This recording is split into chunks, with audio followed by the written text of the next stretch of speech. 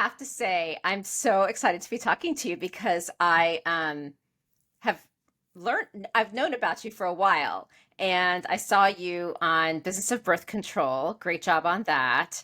And I've spoken a lot to Lara Bryden and Dr. Jerry Lynn Pryor. I know Nicole Jardam.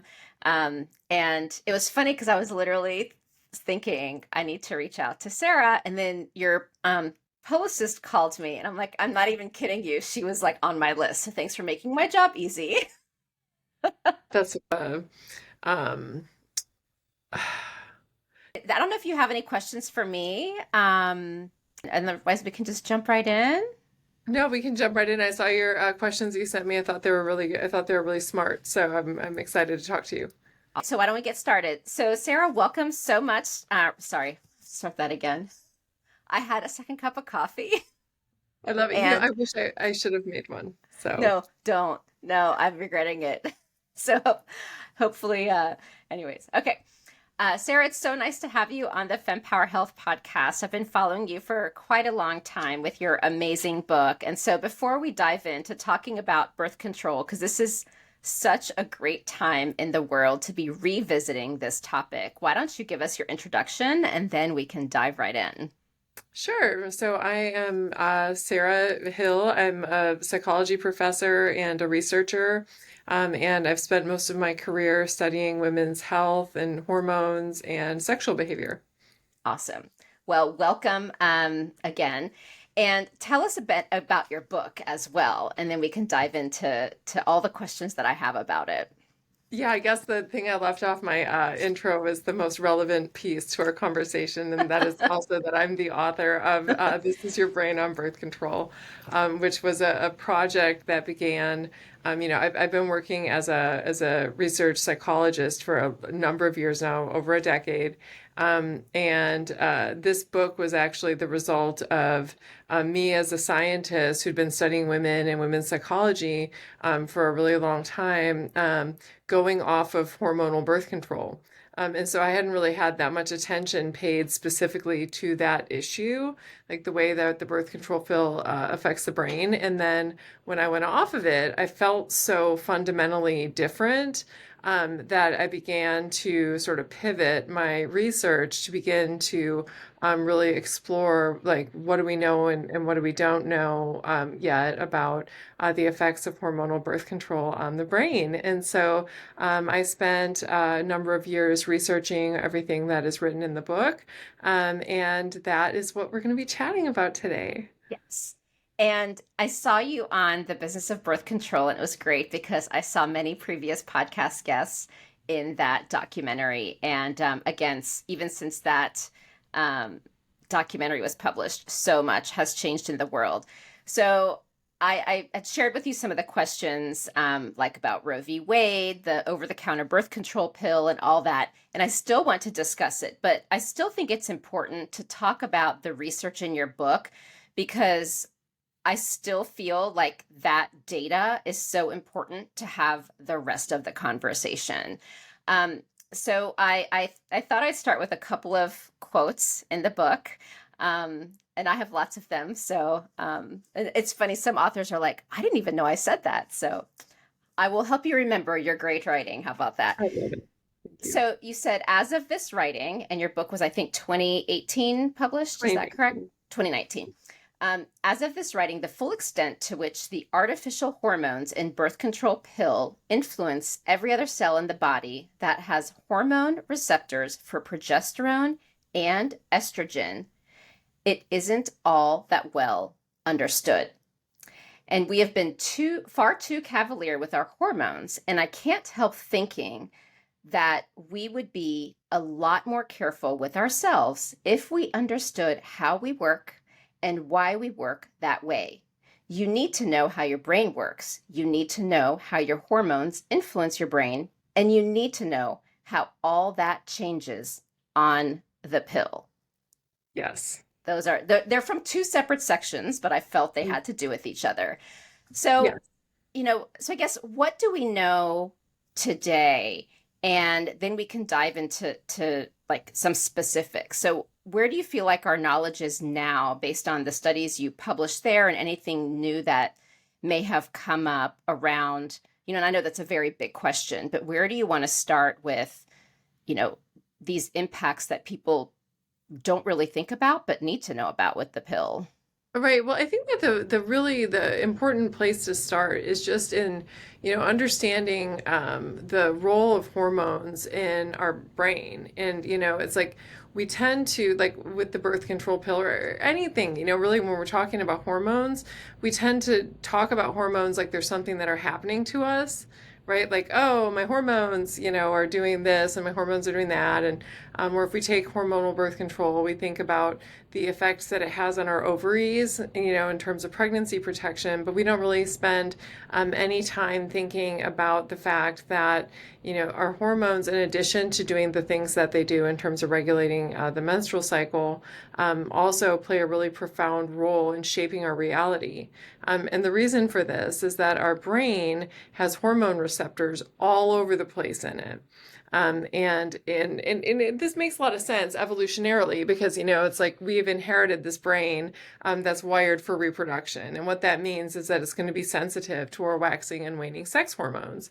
And so we know from, decades of research that hormones affect, the immune system. So when our hormones change, our immune system sort of shifts from one type of inflammatory state to another type of a state.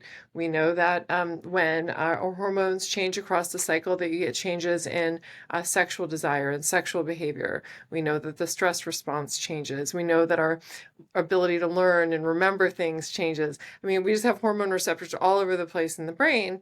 And our brain has been designed this way intentionally to sort of shift our behavior in functional ways, depending on whether or not conception is possible, which is what's going on in the follicular phase of the cycle, especially during what we call the periovulatory window, which is about 5 days prior to ovulation and then within 24 hours of ovulation. So this is usually days like 9 to 14 in the cycle. And during this time, it's like our brain and our behavior is all coordinated toward activities that promote sex, because sex can lead to conception. And again, we've inherited this brain that has been really good at reproduction.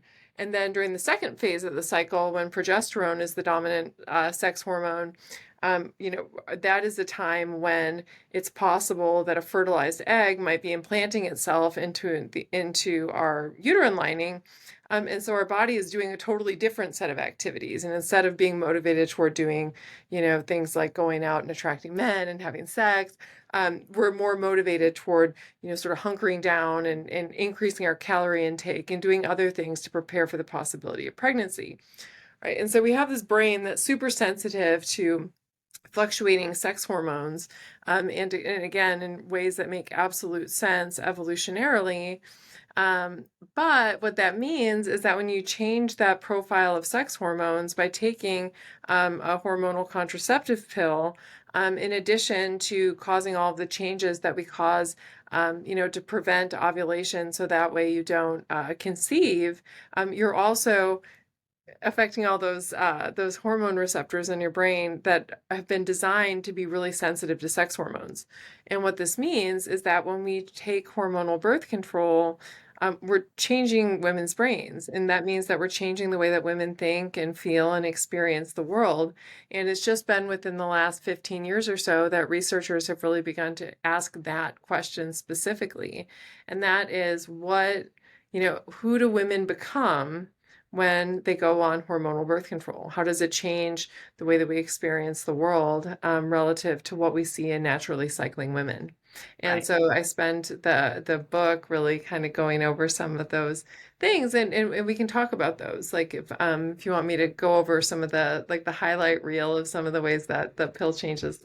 Sure. Before we do that, one thing I do want to call out. So first, I love it. First of all, I want to, there's many firsts. So one is I love in the book that this is not birth control is the worst thing ever. And I'm going to write this book and I'm going to scare everyone.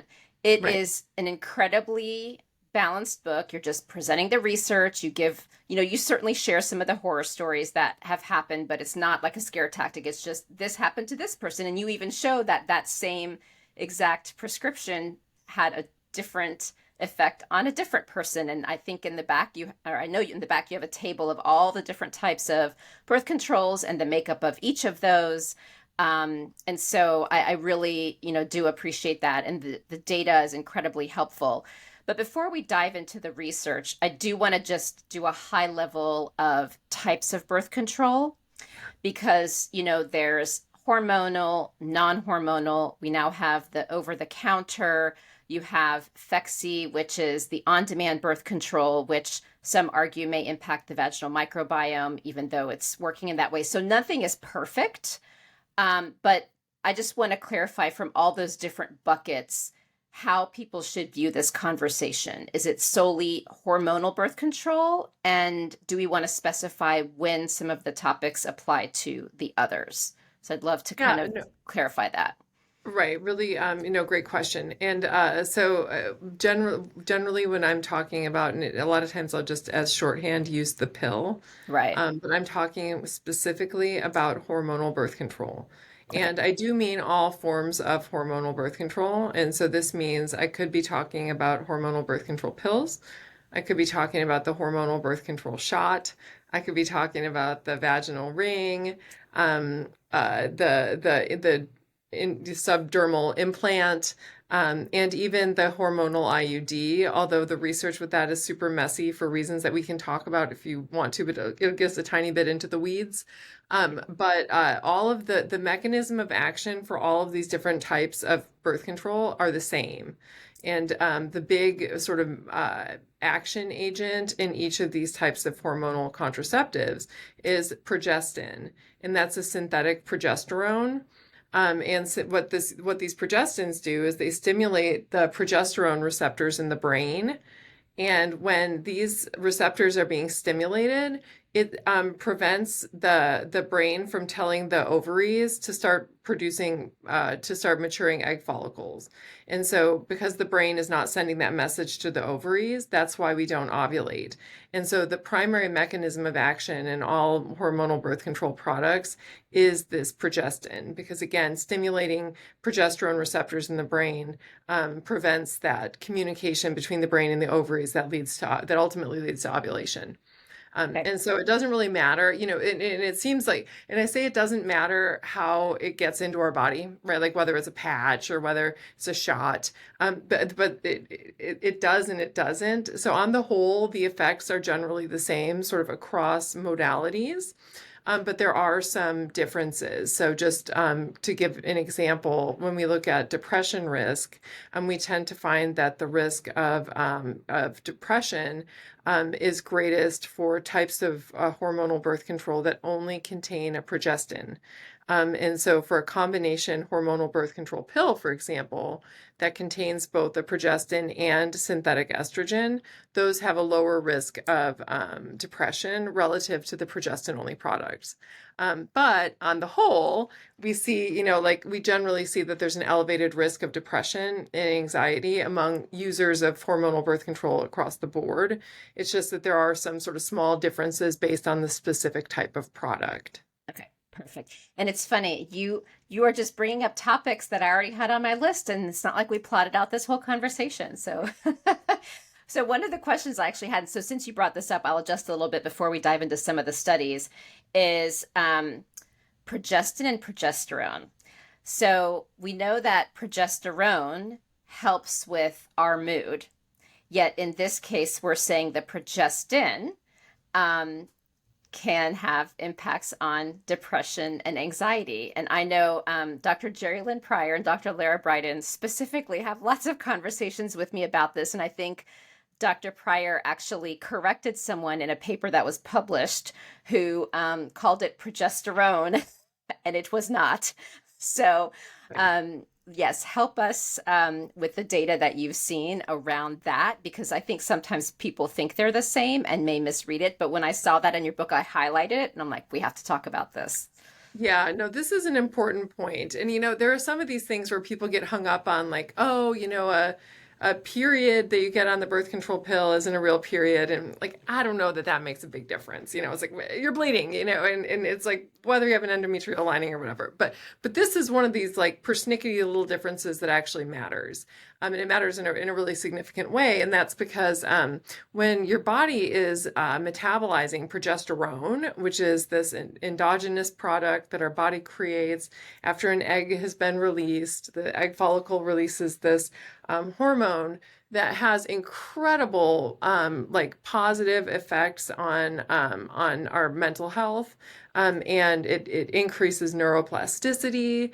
They've done really great studies looking at it as being therapeutic in the case of brain injury and in the case of things like PTSD. It's this really nice hormone, and it promotes mental health in all of these ways, because when it's being metabolized by the body, it releases a neurosteroid called allopregnanolone, which is a potent stimulator of GABA receptors in our brain.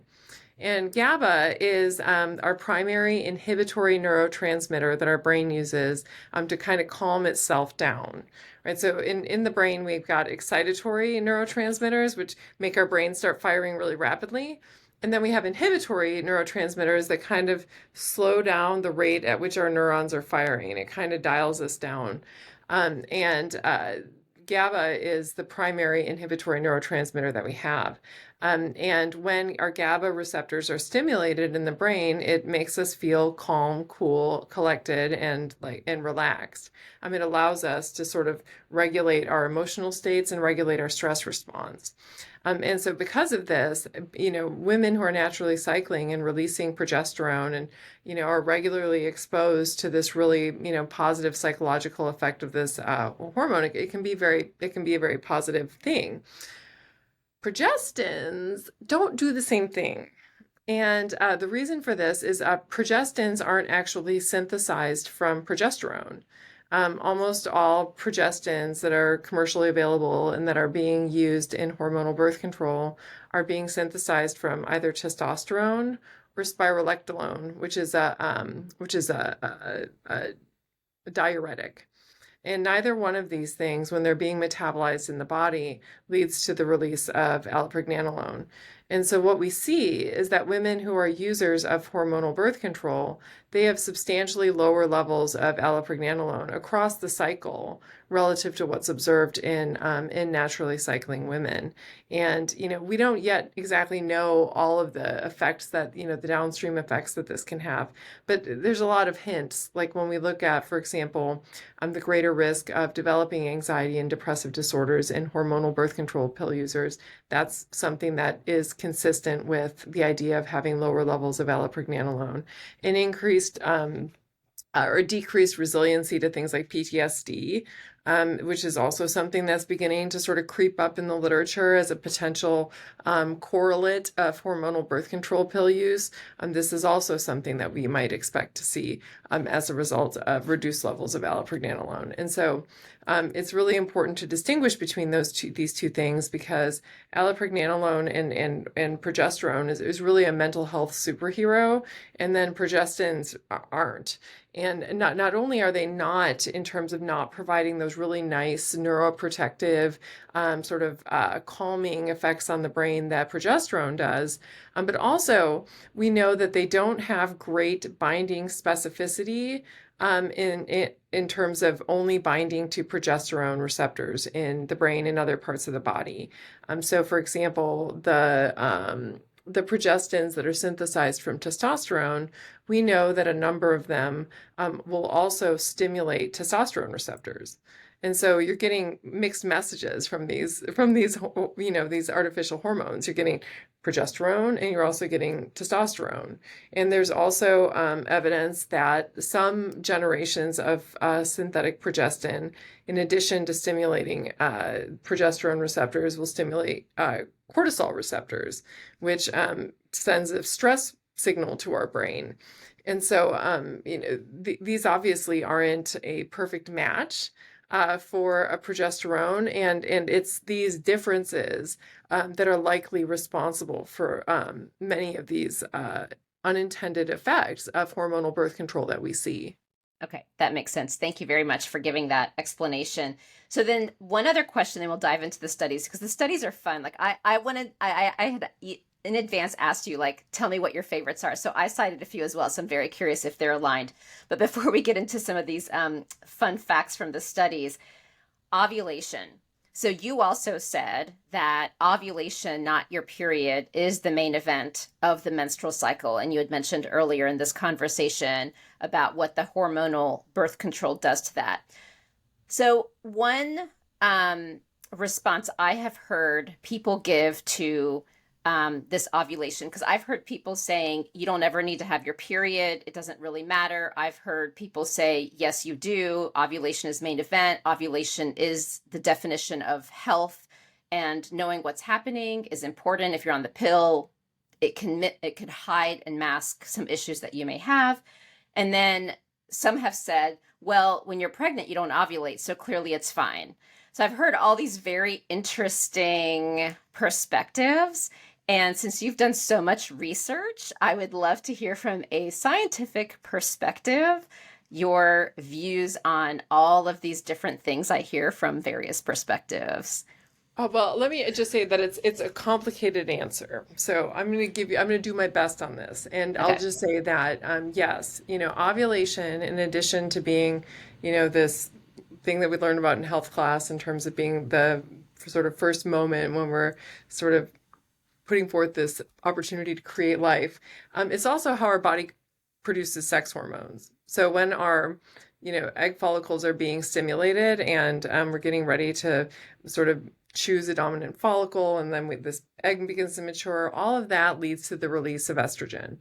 And estrogen is a hormone that makes most women feel really good. It's associated with increased energy levels. It's associated with increased sexual desire. It's associated with increased resiliency to stress. It's just something that generally makes women feel pretty good. And then, of course, once the egg is released, that empty egg follicle starts releasing progesterone, which, again, we've talked about all these great mental health benefits that progesterone has. And so when we inhibit ovulation, we're inhibiting this like naturally occurring waxing and waning of these two hormones, which is something that we are built for. We spent most of our evolutionary history naturally cycling and pregnant, and those are both high hormonal states. So the ovulatory event itself is a high hormone event where you get this like big peak in estrogen that occurs right before ovulation. And then you get a second peak in estrogen and this big surge in progesterone in the second half of the cycle, right? And that's something that is sort of a natural part of, our history as a species. And so too is pregnancy, because, when throughout most of our evolutionary history, we didn't have reliable birth control, and women also spent a lot of time pregnant. And being pregnant means that you're not ovulating, but it's a high hormone event. So like your levels of sex hormones, both estrogen and progesterone, are substantially higher when you're pregnant relative to when you're not pregnant. And so like when we do take synthetic hormones that suppress ovulation, and just replace it with these relatively low levels of synthetic hormones, it actually creates this state that is actually quite different than what our sort of, quote unquote, natural biological states would be. And, one thing I oftentimes have women ask me about is like whether the super low dose hormonal birth control pill is going to be better and more natural because it has really low levels of these synthetic hormones. And like on the one level, when you look at the side effect profiles of that type of pill, it does look pretty good. I mean, in terms of it, women tend to feel less terrible on that than they do on some of the other formulations. But that state is actually not, I mean, that's not a normal hormonal state for women, to Right. have really low levels of sex hormone. We are very hormonal creatures. We release high levels of sex hormones across the cycle when we're naturally cycling. We release high levels of hormones when we're pregnant and lactating. And that's sort of what we're optimized for. And so when you take away all of those hormones, it can make women feel pretty funky and not quite like themselves. And it's because that's not quite, what we're used to biologically. Right. Yep. So it sounds like it's still better to ovulate and have this norm because that, but we don't necessarily have like scientific data to say that this is literally the worst thing ever because of all of these aspects. We more have data that seems to indicate this is not optimal. Is that a fair? Yeah, and and I'll say, because I do think it's really important to not scare women, Exactly. Exactly. there's nothing, going for most women, going on hormonal birth control is something that's completely safe, right? And they Mm-hmm. don't need to, worry about some terrible health outcome.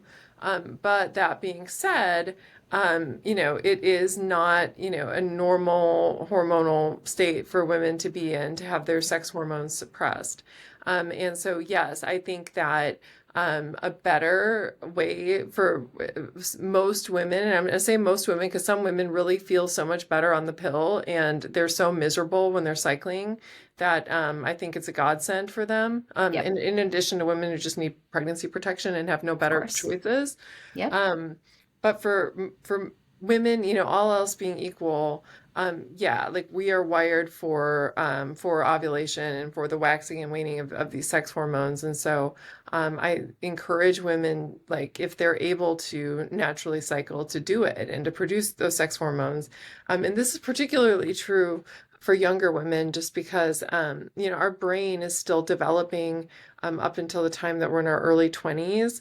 And our HPG axis, which is the hypothalamic pituitary gonadal axis, which is just the communication pathway between our brain and our ovaries, is still maturing during this time up until we're in our, until we're about 20.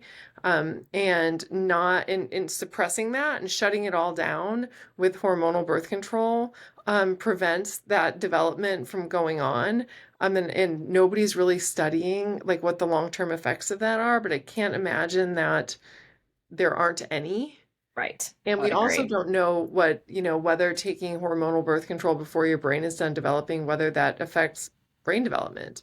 But there's some evidence that seems to suggest that it might be linked with an increased risk of developing major depressive disorder across the lifetime, even after you discontinue it.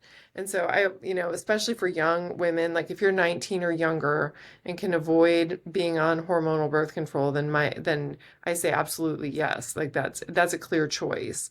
It's when women, get older and their brains are done developing that then I say, well, I still think that this is the best option, but if you do go on hormonal birth control, if you go off of it, everything's going to return back to normal within a couple of months. Okay, perfect. Thank you. Great clarification. So, on to the fun with the studies. So, I asked you, tell me which ones are your favorite.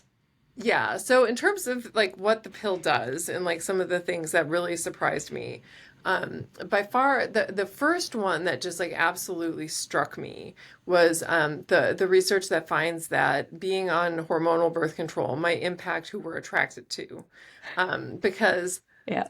I mean, it's like what? It's like the idea of like on a warning label on your birth, like may cause dizziness and insomnia and influence partner choice. Um, but like when you get into the literature, I mean, it makes absolute sense. Because there's been research now for it's almost going on 3 decades now, just linking women's levels of estrogen across the cycle, and then their preference for sort of sexy qualities in men. So things like having a masculine face and like a deep male voice and being socially dominant. And so research finds that when women are at points in the cycle when estrogen is high, that they really kind of gravitate toward these sexy types of qualities. And then when they're in the luteal phase of the cycle, after ovulation has occurred and conception is no longer possible, then women are like more drawn toward like the good dad kinds of qualities, right? And again, when we think about what these hormones are signaling, like conception, women are like sexy, good genes. But then when they're in this other phase of the cycle, it's more like, oh, is he going to be a good dad? Like, is he going to provide? So, research has been showing this now for years that women have these changing sort of, and it's not like these vast changes, it just sort of nudges us a little bit one way or the other based on our hormonal states. And it was only very recently that researchers then asked the question, well, what happens when you're on the pill and all that's shut down and you never are in a state when estrogen is the dominant hormone and you're constantly being kept in this state of hormonal deja vu where you have synthetic progesterone or a progestin as the dominant hormone and then levels of estrogen being low. And so they ask, do women on the pill or on hormonal birth control, do they exhibit less of a preference for sexiness in their partners? And do they more gravitate toward qualities that are associated with provisioning and being a good dad? And that's exactly what they found. Yep. And they've found it in different studies now. We just did a study that we're gonna have out for review pretty soon, where we looked at whether women chose their partners when they were on birth control or off birth control. And then, like, once they're off birth control, then looking at the frequency of sexual behavior within these relationships. And we find that women who chose their partners when they were on the pill have sex with their partners less than women who chose them when they were off the pill. I'm raising my hand for those who are not watching the video. I'm laughing. Like, Yeah. I mean, there's that checklist in the book where it's like, what happened when and all the different like things we look for in a relationship. And I was like, stability, like all that. I was like, oh my God, this is so funny. Yeah, no, it is so funny. And when I first heard that, I was like, oh my gosh, this is shocking. And then I was like, but of course this is true. Like, there's no way that this couldn't be true given all the research that we've been looking at for years, looking at progesterone and estrogen and how it affects partner choice. And so, Right. and attraction. And so that was like really like, oh my gosh, this is so provocative. I can hardly stand it. Another one that I found like really, really provocative was the research on the stress response, just because it was like it shocked me into sort of reality of how big of a difference it is when you change women's sex hormones in this way. And so, what this research finds is women who are using hormonal birth control, rather than having a cortisol response to stress like the rest of us do when we're feeling stressed out, that they have a blunted cortisol response to stress, meaning that their bodies aren't releasing the stress hormone cortisol. Which, on the one hand, at first when you hear that, it's like, sweet, like that's great. I get out of jail free card and you don't have to go through all the messiness of feeling stressed, but that's not actually how it works. Even though cortisol gets a bad reputation just because in the context of chronic stress, cortisol is bad because constant exposure to cortisol is no good for anybody. It'll cause your body to completely fall apart. Because essentially what cortisol does is it redistributes all of the body's energy away from all of the regular things that bodies do, like generate new cells and, fuel the immune response in case we come into contact with pathogens and learn and remember things. And it takes all of that energy and redirects it toward dealing with the stressor. Right. And so if you have chronic exposure to cortisol, your body falls apart because that's the only thing that you're doing is your body's all guns blazing toward the stressor. But cortisol is actually very positive in a short-term context. So like most people who don't experience chronic stress, who just, live normal lives and then have big stressful things that happen, the release of cortisol is actually very positive, and it's how our body helps to resolve stress. It's how we cope with stress. It helps us learn and remember things that are associated with, whatever the stressful event is. It helps direct our attention toward the source of the stressor. It dumps fat and sugar into our bloodstream so we can make a quick getaway if we need to. And so cortisol, isn't really a bad guy. In the context of short-term stress, it's actually a good guy. It's how we deal with stress. And generally, when people get stressed out, they release this hormone because it's really adaptive to do that. And the only people that we see who have this blunted cortisol response to stress tend to be people who have experienced chronic stress, like people who've had trauma or people who've been in a warfare context and have PTSD. And the reason that they don't get a cortisol response to stress is their body has shut the stress response down completely just because of the overactivation of the stress response. And what we see in women who use hormonal birth control is that they respond to stress like somebody with PTSD or like somebody who experienced trauma.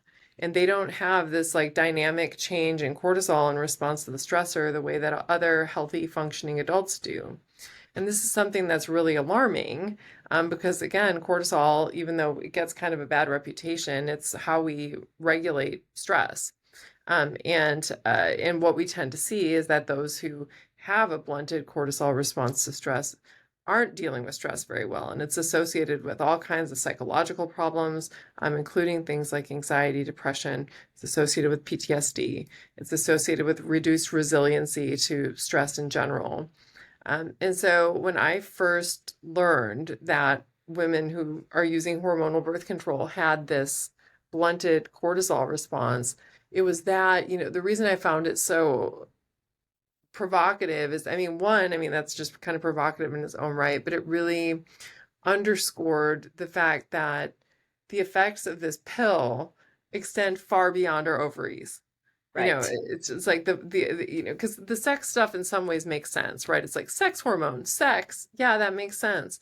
But when I first learned that, and it was like sex hormones, stress, that was when it sort of dawned on me, like, duh, of course, sex hormones affect everything in the body. Yep. And so the idea that it would affect the stress hormones shouldn't be surprising. But it was, and that was really what opened my eyes to the idea that there's probably a lot more to the birth control pill than meets the eye. Oh yeah, and it's really going to be interesting to see what continues to evolve in the research. Now, interestingly, I remember reading in the book that even with your first point about the relationships, it's not a black and white. If you are on the pill when you meet your, spouse and then go off of it to try to have your children, that suddenly you're going to lose attraction. So it's not an always type of a thing, but it is an interesting trend. So I guess any thoughts around how someone should take that data? And it's a shame we're not at a point where you could take a blood test. And by the way, I want to just backtrack to this. I have a friend who's a clinician, and we had this whole discussion because I guess I tend to work with the people who work with those who are struggling to find an answer to something, and they're fed up and can't find the answer. And she and I had this really long discussion, and she's like, look, everything is done to the middle. And because we don't have blood tests like birth control, we don't have like an algorithm or anything to say, if you're on this kind of birth control based on your profile, you'll be fine. But if you're this other profile, you should do this one. So it becomes this guessing game. So we don't have anything like that, even for this prediction of what might happen to your marriage when you go off the pill. So I guess how should someone then take this information? Because, I think taking it with a grain of salt may not be a fair way to describe it, but I honestly wouldn't even know how to describe it. Right. Well, so and I talk about this a little bit in the book because all of this research. Well, so to start with, women are so different from one another, right? So Yeah. like every woman has different numbers of hormone receptors. They're differently sensitive to hormones. They metabolize hormones differently. I mean, there's just huge differences between individual women and how we respond to things. And one of the examples I give in the book on this is with a particular type of hormonal birth control. And I think you were referring to this. I had a friend who went on it, and she had a psychotic episode. And it really did a number on her. I was on the same one. I loved it. It was great. And so it was just two people, and who would have known? Look, you'd never know it looking at either one of us that she'll respond in a great way and she will not respond in a great way. But everybody metabolizes things differently, and so because of that, the way that we respond to it is different. And then you take that, and then you add to it the fact that there's like almost 100 different formulations of hormonal birth control that are out there, meaning that there's like 100 different hormonal messages that you get from an individual prescription, and you get all this heterogeneity.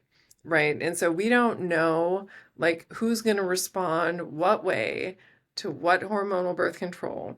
And so what all of this research is that I present in the book is that here are some things that we know are associated with hormonal birth control pill use or hormonal birth control use, right? And these are things to be aware of that are a possibility, right? But not anything to be, because they usually aren't the majority case, right? It's not the majority case where, like, it's not in the majority of cases, women do not choose a partner when they're on the pill and then go off it and think, oh my God, like, what did I do? What did I do? But some women do. Right. Some women, even I've talked to women now who is like, it kind of nudged them out of their primary sexual orientation, where they were like a little bit bisexual, and like all of a sudden they're incredibly heterosexual, or they were a little bit gay, and then now they're totally bisexual, or it nudges them this way or that way. Wow. And does that mean that most women are going to have that experience? No, it just means that hormones are absolutely messy. I mean, there are receptors for hormones all over the place. Hormones affect everything ranging from our gender identity to our sexual orientation to our stress response to the way that we learn a memory. Da da da da da. I could go on and on and on. And so for some women, when you flip those switches by changing the hormones with the hormonal birth control that they're on, it'll nudge them, sort of in and out of these different states. And so it's useful to know about what's possible. So that way you can monitor yourself and then decide how you feel and whether you prefer the way that you feel when you're on it, if you prefer the way that you feel when you're off of it. And if you prefer the way that you feel when you're not on what you're currently taking, knowing that there's 100 different formulations out there. If you feel like you need to be on hormonal birth control, the thing that I recommend in the book is go talk to your doctor and try something different. Yep. Because you got a lot of choices out there, and you're probably not going to respond the same way to every single thing that you take. And so, Right. but it sucks because all of us, as women, and it's this way in medicine across the board. I'm sure that you are as aware of this as anybody. It's like we're constantly being experimented on because nobody Right. really studies us. And so, it's like, well, this didn't work for me, or I feel weird on this. And it's like, well, try this. And it's Yeah. like nobody can tell you beforehand Right. what's going to happen. And instead you have to be, a white lab rat, essentially, just testing on yourself and seeing what's working and what's not working. And so I wrote this book to just let women know, like, here's what we know are some things that can happen. This is what science tells us. You can be on the lookout for any of this stuff, and then, then you can sort of proceed and make the best informed choices for your health. Because it's like you said, it's not like, a certainty that somebody's going to respond in any given way. And so, again, it's not about alarming women, or it's just about like, here's what we know. Yep. Now look Exactly. after yourself, and and then make whatever decision is right for you, because I don't know what's right for you, but you Right. know what's right for you. Exactly. And I like the other tip that you have, which is when you start a new pill to let someone know, someone that's close to you. Because I agree, like when, I remember when I was on fertility treatments, I think people were like, oh my God, you're so stressed and you're this and that. And I was like, no, I'm not. No, I'm not. And so I agree, like when you're in it, you don't notice it, but everyone around you does. So I think that's a really great tip. So I want to share one of my favorite studies, Yeah, and then let's dive into like what's happening these days. yeah, let's do it. So, this is Dr. Miller and his team of researchers wanted to explore whether men find women more desirable at high fertility, and they wanted to study this in a naturalistic setting. So, talk to us about that study. And if you don't remember, have the data memorized, I copied down the dollars per hour. But go Oh, ahead. great. Like, I don't know the exact dollars per hour, but I wrote that down. I know the study you're talking about. Yes. And so this was the infamous strip club study, where they went and they went to a gentleman's club, and they worked with all of the dancers who worked there. And you would expect, some of them were on hormonal birth control and some of them were not. And they just simply had them keep a diary of their tip earnings every day that they were working a shift over the course of 2 months. So over the course of approximately 2 cycles, they wrote down when they got their period. So like they were asked, like, did you get your period today? So that way they were able to track where they were in their cycle. Like, are they at a conceptive or high fertility phase in the cycle when conception's possible? Or are they outside that window? And they were able to look at that and then also the differences between naturally cycling women and then pill taking women in terms of their tip earnings. And they did this as a way to sort of naturally quantify men's interest in women based on cycle phase, based on hormones. And what they found, and you know the dollar amount because I don't remember it, but the naturally cycling women experienced a big surge in tip earnings that corresponded to their levels of estrogen across the cycle. And essentially, what you see is that right near ovulation, so in what we call the peri-ovulatory window, which is about that like 5 days prior to ovulation, and then on the day of ovulation, that their tip earnings soared Oh and they yeah. did really well. And then they started to fall when estrogen levels fall in the cycle. And so you get this like really big change.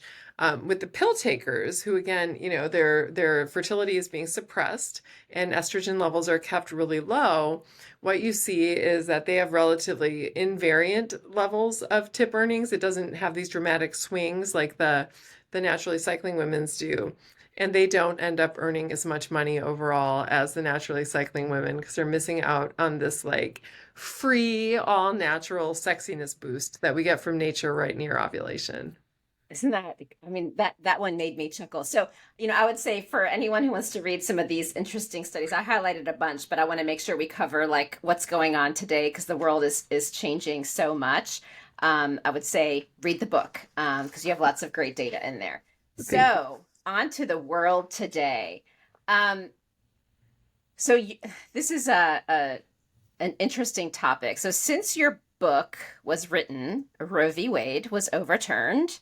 And I'm so curious because this is a topic you're known for. I'm sure a lot of you have some interesting discussions with a lot of people. So I'd be curious um, what kind of interesting discussions you've had that would be something we should highlight in this conversation. And I don't know if it would also have to do with the O pill going on the market and getting approved by the FDA and that being an over the counter birth control. So it might be all one big conversation, but those are two massive things that have Yeah, happened since your book was published, and they all happen to be in less than 12 months, I in the know. less than past 12 months. So let's talk about this. Yes. So the first thing, talking about Roe v. Wade, I think, obviously this has created this state where fertility regulation for women has become even more of a salient issue than it was beforehand, because we don't have an off ramp anymore. Like it used to be that if women ended up unexpectedly pregnant, there was still an off ramp in terms of being able to get a safe legal abortion if that was the route that a woman chose. And now we don't have that off ramp anymore. It's not guaranteed anyway. So there's a lot of women who no longer have access. And this has made, this issue of fertility regulation and finding safe, effective, affordable contraception a much more salient issue for women. And I think because of this has made the birth control conversation a lot more important because it's like women are really needing to understand what their options are and being able to know what to look out for and how to troubleshoot if they're on something that they don't like. And so I think that in a lot of ways, the Roe v. Wade situation has made education on hormones and hormonal birth control and all of these things even more important just because more women are having to make the hard choice of do I want to go on hormonal birth control even though I don't want to, just because the cost of an unintended pregnancy for women is so high. Because one of the things I talk about in my book is, the ability to safely and regulate our fertility as women is like our number one rights issue. I mean, it's like it is the biggest predictor of our ability to achieve financial and economic independence for men. Political independence for men is the ability to pick when we have children and not being able to feel certain of that is a scary place. And I think that, with the Roe v. Wade thing, here's what my hope is with this. My hope is because, hormonal birth control isn't perfect for all these reasons that we've talked about, right? I think that it's much better for women, all else being equal, to have their naturally occurring hormonal states. It's like what we are wired for. And so, and I talk through in my book about the different types of side effects that are possible. We need better options. We need more options, because for a lot there's just like, if you don't do hormonal birth control and you're in a sexual relationship and you're fertile, so you're not postmenopausal, you don't have a ton of options that are available to you to be able to be really certain that you're not going to end up pregnant. And so what my hope is that this conversation, like this political change, is going to lead to greater investment in alternative strategies for regulating fertility that don't require women to totally change who they are, which is what you do when you change a woman's hormones. Right. Right. So that's my hope there, because it's like, I talk to people about, what are the range of effects that are possible from hormonal birth control, and then we talk about, well, what are the alternatives? It's like, okay, well, you have the copper IUD, which is great. You've got, because that doesn't have hormones, but it is painful, and it makes women's Yes. periods more painful. Yes. And so it's not ideal. You have the fertility awareness method, which I love in theory. I don't love it for a 16-year-old girl, Right. because most 16-year-olds don't have super regular cycles, because their HPG axes are still figuring themselves out. And also, most of them don't have a lot of, it's like my daughter, who's incredibly responsible and is 16, like, she can hardly navigate, like, remembering where her socks are, let alone when she got her period last, and like what cervical mucus looks like. And so that's not perfect. And Right. stuff like Phexxi and that, I mean, it's good. It's not, it's like, what, I think 85% effective, which is okay if you're in a really, consensual relationship, with somebody, and you end up pregnant, and it's not that big of a deal. But 85% doesn't feel very good to me in a post-Roe era. And so it's like, we don't have a lot of great options. And so I am hoping that this makes people pissed off enough, where we really start putting pressure on the people in R&D and contraception to start coming up with some better options. Because I Right. think that um, the medical, the drug companies and everything, have not been investing in birth control, because it's like, well, it's good enough, Right. working, it's good enough. Right. And it's crazy because I can't remember, is it 35 billion or 65 billion-dollar industry? And just imagine the innovation, especially with this post Roe v. Wade era. And Um, they invest so little in it, I know. and it's because it's just nobody, women's health is just not a priority, which is terrible. Right. Well, as you even indicated in your book, like the extra dollars required to try to do trials on women is so challenging. And given the incentives, like even in the university setting where you're supposed to be writing all the research papers, like it's so unfortunate, because I feel like all the incentives to help women are against women. Um, it's so convoluted, except for menopause. Apparently, like that one is seeming to like have a big uptake, because there's not that many things you need to do. I mean, there are really cool innovations, but that's a whole other topic. So here's a question, and this could be a naive and overly hopeful, idealistic perspective. So that's why I want to ask it. I'm not saying it is so, but I just a love it. question. So, and I only just thought of this as you were talking. So, do you think, or have you seen that because Roe v. Wade has created such media attention, and so many more are talking about it, do you think that an interesting thing that will happen is more women will want to go on birth control, i.e., the ones that may be in communities where they tend to be more in the I need men to support me type of community, right? Because they have no other way out of their challenging life. And so, do you think in those cases there is now even more of an incentive, knowing that there's probably not a backup plan, to want to go on birth control, and somehow they will now get the benefit of those who are currently on birth control and now can get their PhDs and MDs? And I am not at all saying Roe v. Wade overturn is great. I'm just more Right. Yeah. Yeah. Yeah. Trying to look just at for a silver curious if lining. there's, yeah, I'm just curious if there's any sort of downturn of that, or is the media louder than what's actually happening on the ground from everyone having an awareness Right. of the Yeah. impact? You know what I Yes. mean? Yeah, yeah, yeah. So that's an interesting question. Yeah, I don't know. Like, I guess ultimately, like, I don't know the answer, but I do think that it's, because so the O pill, which we didn't talk about, and I'll give you my thoughts on that too.